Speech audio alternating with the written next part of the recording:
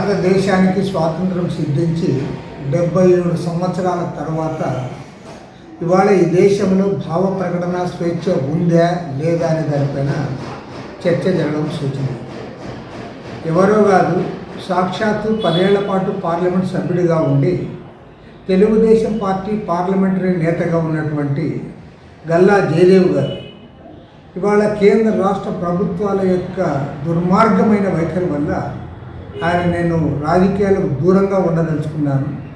స్వేచ్ఛగా ప్రజల తరఫున మాట్లాడడానికి అవకాశం లేనప్పుడు నేను పార్లమెంటుకు పోటీ చేయడం సరైనది కాదని చెప్పి ఆయన రాజకీయాలను తప్పుకుంటా ఉన్నారంటే ఈ దేశ పరిపాలకులందరూ కూడా సిగ్గుతో తలదించుకోవాలని డిమాండ్ చేస్తాం.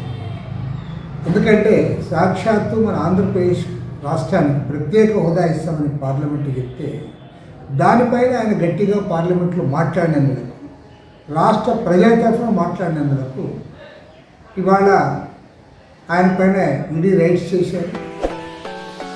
అదేవిధంగా ఇక్కడ మన రాష్ట్రంలో ముఖ్యమంత్రి జగన్మోహన్ రెడ్డి ఆయన వెంటబడి వేధించి అమర్ రాజా ఫ్యాక్టరీని వారిని తరలించడానికి కూడా ప్రయత్నం చేశాడు. అనేక రకాలుగా దుర్మార్గమైన చర్యలు పూనుకున్నాడు.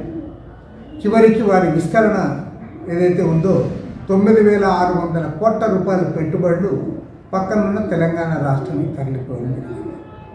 జగన్మోహన్ రెడ్డి ఏమో సిఐడిని తర్వాత ఇతర డిపార్ట్మెంట్స్ను పంపి వేధించడం, వారు ఢిల్లీలో ఉన్న వాళ్ళేమో మోడీ ప్రభుత్వం వారు enforcement directorate, CBI, income tax rights ఈ రకంగా దుర్మార్గంగా వ్యవహరించడం చాలా శోచనీయం.